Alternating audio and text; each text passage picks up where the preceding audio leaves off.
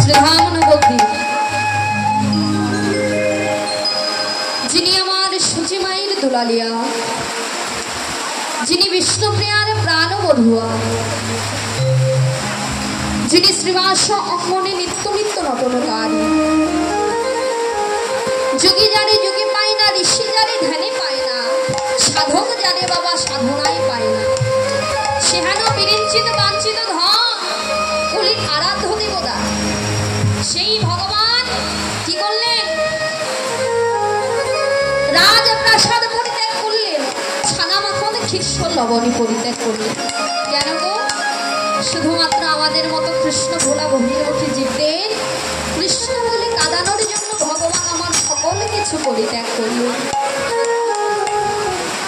সুরধ্বনির তীরে আজু গৌর কিশোর সহজর গণমেলি গোরা আনন্দে বিভোর।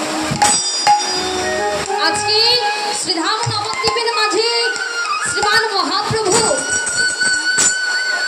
সকল ভক্তগণদের নিয়ে শ্রীধাম নবদ্বীপের মাঝে হরিনাম সংকীর্তন করছে।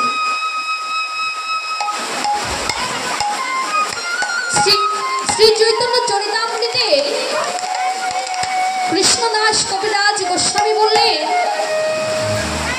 যে প্রভু তুমি না বলেছিলে কলিযুগে তুমি কাঁদবার জন্য এসেছো, তাহলে কাঁদবার জন্য এসে তুমি কেন আনন্দ করছো? পৃথিবীতে এসেছো তুমি কাঁদবার জন্য, কাঁদবার জন্য এসে তুমি কি করছো? আনন্দ করছো। এই যে মায়েরা, আপনাদের চরণে মিনতি করে বলবো কীর্তন আসনে বসে থাকাকালীন কেউ গল্প করবেন না। জয় রাধে। এদিকে বলছে যে দয়াময় তুমি না এই পৃথিবীর মাটিতে এসেছো, কেন না কাদার জন্য এই পৃথিবীতে এসেছো। এই পৃথিবীর মাটিতে এসে তুমি কাদা বাদ দিয়ে তুমি কি করছো? আনন্দ করছো। হ্যাঁ গো মা, যদি দেখবেন এই জাগতিক জগতে আপনার আমার প্রত্যেকের একজন প্রাণ প্রিয় বন্ধু থাকে, কি থাকে? তো একজন প্রাণ প্রিয় বন্ধু থাকে। তা দেখবেন ছোটবেলা থেকে সে বন্ধুর সঙ্গে একসঙ্গে স্কুলে যায়, স্কুল থেকে আসে, আবার একজন একসঙ্গে খেলাধুলা করে, একসঙ্গে খাবার খায়। বাবা তো খুব মনোযোগ দিয়ে গল্পটা শুনবেন। সেই দুই বন্ধু দুজনে একসঙ্গে স্কুলে যায়, একসঙ্গে স্কুল থেকে ফিরে, একসঙ্গে খেলাধুলা করে। তা একজন বন্ধু স্কুলে পড়াশোনা খুব ভালো করে, আর একজন তার একটু পড়াশোনা করতে ভালো লাগে না, একটু পড়াশোনার মধ্যে মন বসে না। তোমার দেখতে দেখতে এসএসসি পরীক্ষা চলে এলো। দুই বন্ধু পরীক্ষা দিল। পরীক্ষা দেওয়ার পর যে একটু ভালো পড়াশোনা করেছে সে পরীক্ষাতে পাশ করেছে,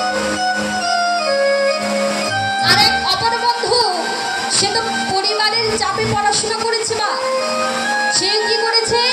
সে একটু টেনে টুনে কোনো মতে পাশ করেছে। তাই এসএসসি পাশ যখন করলো তখন বাবা মায়েরা দেখবেন এই জাগতিক জগতে এখন তো ডিজিটাল যুগ, আমি ইচ্ছা করলে কোনো বড় কলেজে ভর্তি হতে পারবো না। আমার পরীক্ষার উপর রিফারেন্স করবে আমি কোন কলেজে ভর্তি হব, কি বাবা? তাই তো। তা সেই বন্ধু কি করছে? যে ভালো পয়েন্ট তুলেছে, ভালো রেজাল্ট করেছে, সেই বন্ধু চলে গেল একটা বিভাগীয় কলেজে, তার চান্স হয়ে গেছে। আর যে পড়াশোনা মোটেও পছন্দ করতো না সেই বন্ধু সে কি করলেন? সে গ্রামেরই একটা পুরাতন কলেজে ভর্তি হলেন। মাগো, যে বন্ধুর সঙ্গে সারাদিন রাত্রি একসঙ্গে কাটিয়েছে সেই বন্ধুর সঙ্গে 2 বছর পার হয়ে গেল, তবুও তাদের কোনো দেখা হলো না। পড়াশোনার এমন চাপ, দেখা তো দূরের কথা, অপর বন্ধুর সঙ্গে একটু ফোনে কথাটাও বলতে পারে না। দেখতে দেখতে 2 বছর পর হঠাৎ করে রাস্তার সম্মুখে তার সেই পুরাতন বন্ধুটার সঙ্গে দেখা হয়ে গেল। তখন সেই বন্ধুটা কি করলেন না, ছুটে গিয়ে তাকে হৃদয় মাঝে জড়িয়ে ধরে বললেন, হ্যাঁ রে, কতদিন পরে তোকে দেখলাম রে বন্ধু, তোর সঙ্গে আমার একবেলা যদি না দেখা হতো তাহলে আমার পরাণটা কত না ছটফট করত। আর আজ 2 বছর পর তোর সঙ্গে দেখা হলো, ভালো আছিস তো? মা দেখবেন এমন ভাবে যদি অনেক পুরাতন কোনো বন্ধুর সঙ্গে দেখা হয়ে যায়, আমরা কিন্তু তাদের সঙ্গে এমন ভাবে কথা বলি। তা ভগবান শ্রীমান মহাপ্রভু যে শ্রীদাম সুদাম বিহনে ভগবান একবেলাও সেবা করতো না, আজ এই শ্রীদাম সুদামকে রেখে শ্রীধাম নবদ্বীপের মাটিতে শ্রীমান মহাপ্রভু এসেছে। বাবা, ভগবান কি পারত না সে রাজার ঘরের ছেলের সঙ্গে খেলাধুলা করতে?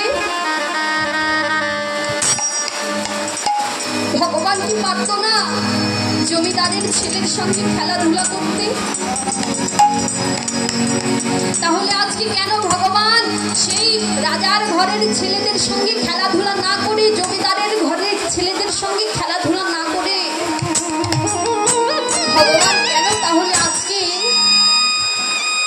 সেই গোহালার ছেলেদের সঙ্গে খেলাধুলা করছে?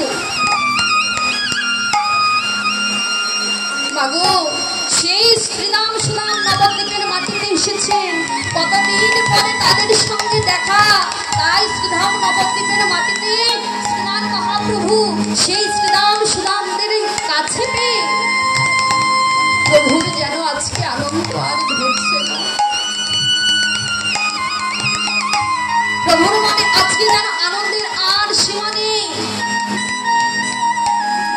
সেই সুরধ্বনির দিনে আজকে শ্রীমান মহাপ্রভু অন্তরঙ্গ ভক্তগণদের নিয়ে হরিনাম সংকীর্তনে মেতে উঠলেন, হরিনাম করছে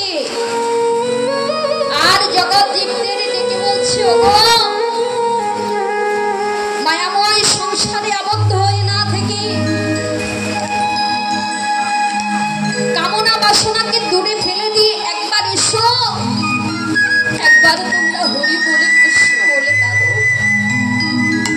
কেন না এই মধুমাখা হরিনাম কৃষ্ণ নাম বিনে তোমাদের আর কোনো গতি নাই।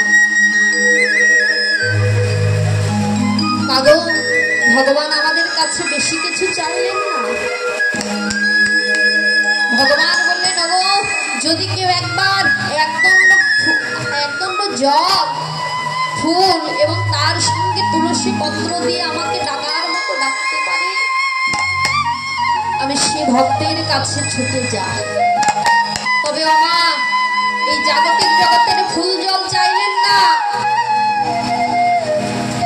মহাপ্রভু বললেন, ওগো যদি কেউ একবার মন তুলসী পত্র দিয়ে আর 2টি নয়ন গঙ্গা জল ছেড়ে দিয়ে যদি আমাকে কেউ ডাকার মতো ডাকতে পারে, যদি কেউ বলতে পারে, দয়াময় আমার তোমাকে দেবার মতো কিছু নেই, এই মন তুলসী পত্র আর 2 ফোঁটা নয়নের জল তোমার চরণে সেটে দিলাম, দয়াময় তুমি কৃপা করে এইটুকুই গ্রহণ করো। ভগবান আর তুমি থাকতে পারে না। যদি কেউ মনে আত্মহংকার নিয়ে ডাকে যে দয়াময় আমি তোমার জন্য কৃষ্ণ রাজভোগের আয়োজন করেছি, তুমি এসো, যদি কেউ মনে অহংকার নিয়ে ভগবানকে ডাকে, ভগবান তখন তার ফিরে যায়। ভক্তি যার ভগবান তার, সর্বশাস্ত্রে কয় ভক্তি না থাকলে কৃষ্ণ দেখিলে কিবা হয়। ভগবান বললেন, যদি কেউ ডাকার মতো ডাকতে চাও তাহলে এই হৃদয়ে এই মন তুলসী পত্র এবং 2 ফোঁটা নয়নের জল ছেড়ে দিয়ে গোবিন্দের চরণে ছেড়ে দাও। সেই ভগবান যে ভগবানের চরণ পাওয়ার জন্য যোগী মুনি ঋষিরা ভগবান কলিযুগের মাঝে অবতীর্ণ হলে কলিযুগের মাঝে অবতীর্ণ হয়ে কলিজীবীদের দ্বারে দ্বারে গিয়ে ডেকে বলছে, ওগো কলির জীব, সেই কামিনী কাঞ্চনাকে আবদ্ধ করে মায়ার ঘুমে তোমরা ঘুমিয়ে আছো, একবার তোমরা জেগে ওঠো। ওমা শাস্ত্রে বললেন, গীতায় বললেন কি, নামের টানে আজমে নামে সেজে হলো গীতার বাণী। একমাত্র নামই পারে সে উপর থেকে নামীকে নামিয়ে আনতে, কিংবা পারেনি সেই অদ্বৈত আচার্য। এক দুটি বছর নয়, 12টি বছর ধরে দুটি নয়নের জল ফেলে কালি করে সেই সুধনী গঙ্গার কুলে গিয়ে তুলসী পত্রের উপর কৃষ্ণ নাম লিখে সেই সুধনী গঙ্গার জলে ভেসে দিতেন।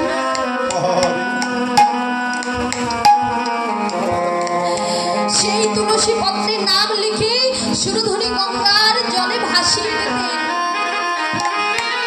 আর দুটি নয়নের জলে ভেসে বলতেন, দয়াময়, ওগো কৃপাময়, একবার এসো, তুমি এসে দেখে যাও কলিযুগে কলিহত জীবীদের যে হাহাকার, আর ভালো লাগছে না, তুমি একবার এসো। তোমার সেই রাজপ্রাসাদ কি তোমার কাছে বেশি মূল্যবান হলো? এসো দয়াময়, এসো। ওমা এক দুটি বছর নয় গো, 12টি বছর ধরে নয়নের জলকে কালি করে তাদের নাম লিখে সুরধুনি গঙ্গার জলে ভাসে। ভগবান আর ভক্তের ডাক, ভক্তের চোখের জল সহ্য করতে না পেরে ভগবান সেই নদিয়ার মাঝে অবতীর্ণ হলেন।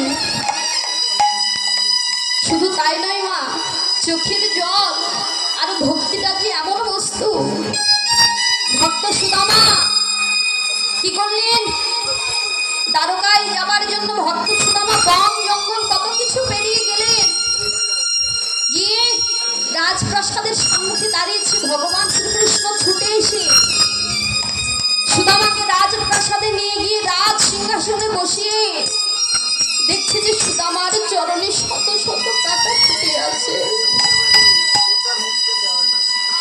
চরণে শত শত কাঁটা ফুটে আছে।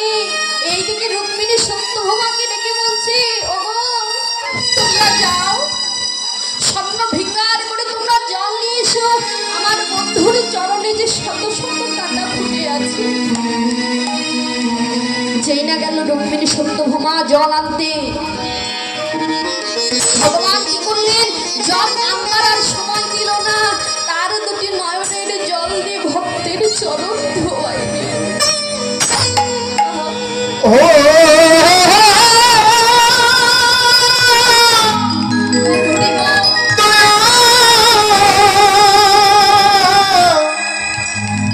ওগো আমার দয়া,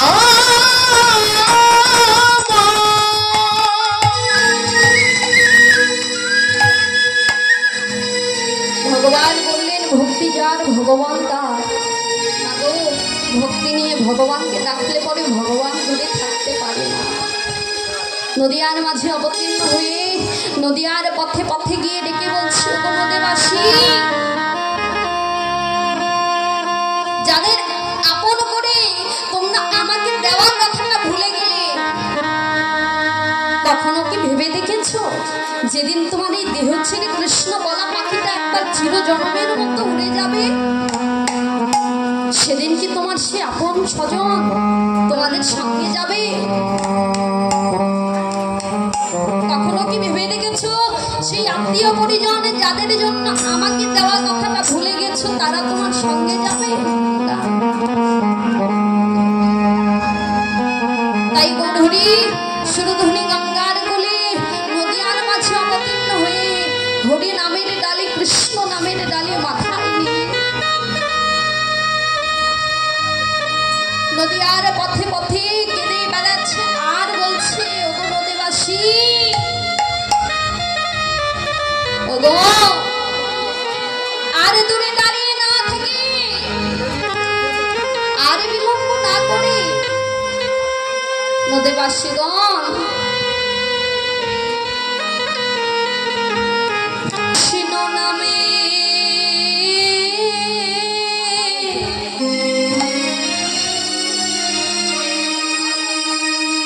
তোমরা কেঁদে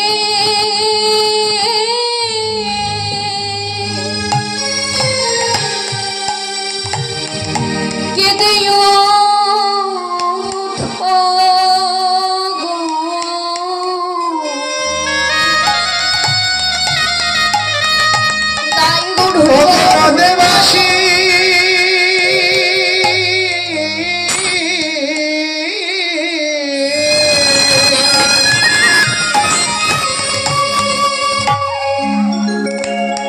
তোমরা একবারে কৃষ্ণ নামে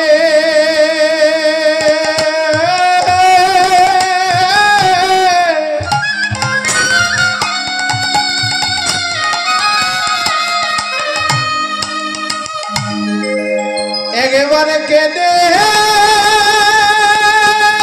ওঠো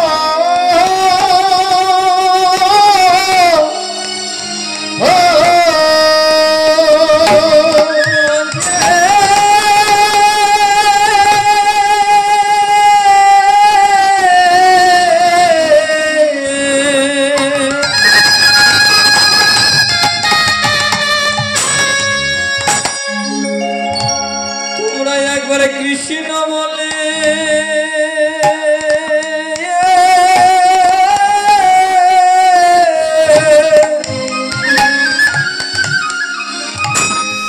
তোমরা একবার কেঁদে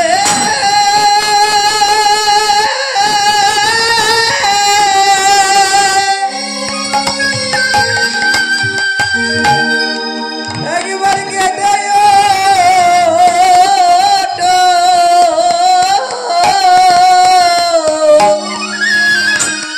মধুর কৃষ্ণ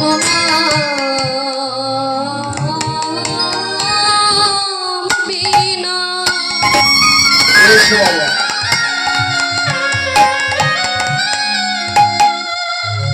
আর কোন গতি নাই গো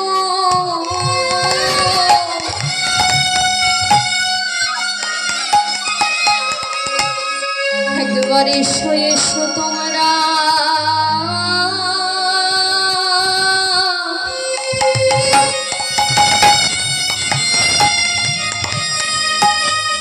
কৃষ্ণ নামে কেঁদে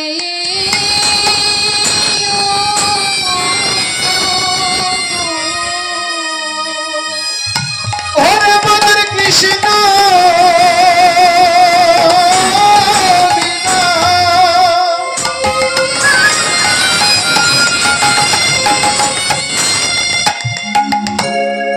তোমার গতি নাই গো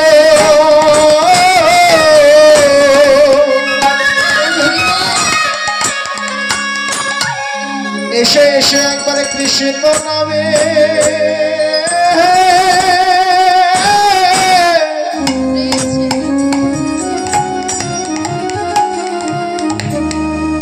তোমরা কেঁদে ওঠো